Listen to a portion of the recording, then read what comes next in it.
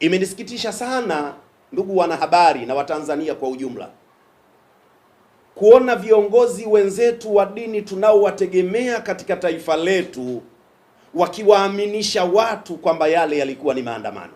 Imenisikitisha. Chadema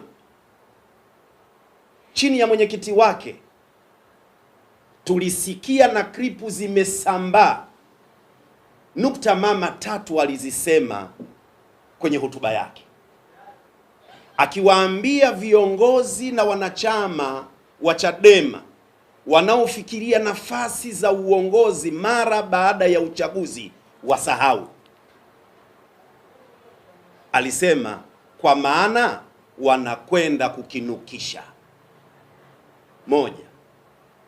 Pili, alisema tunakwenda kufanya uasi. Tatu, alisema tunakwenda kuvuruga uchaguzi. Matatu haya kwa mtu anayependa taifa lake huwezi kuita kulikuwa kuna maandamano. Wanakwenda kukinukisha, wanakwenda kufanya uasi, wanakwenda kuvuruga uchaguzi.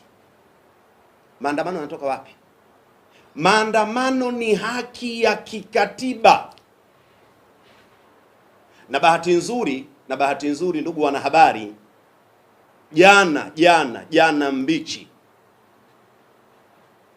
mmoja katika viongozi wa kanisa Katoliki, baraza la maaskofu TEC, ni watu muhimu sana katika taifa letu. Kwanza watu wajue, tunapowazungumzia maaskofu usije ukadhania unamzungumzia kama mwimba singeli tu. Ni mtu mkubwa, mtu muhimu sana katika taifa. Baraza la maaskofu wakati wanatetea haki, hawaoni kwa lugha hizi ilikuwa inatosha mapema wao wajitokeze kuwarekebisha na kutoa kauli yao kwa lugha hii sio sawa. TEC ilikuwa wapi mpaka jambo limeharibika wanakuja kulaumu? Ni ajabu. Lakini tafakuri yao inazungumzia vifo tu, haizungumzii kuharibika kwa miundombinu ya taifa, haizungumzii kuharibiwa na mali za wananchi.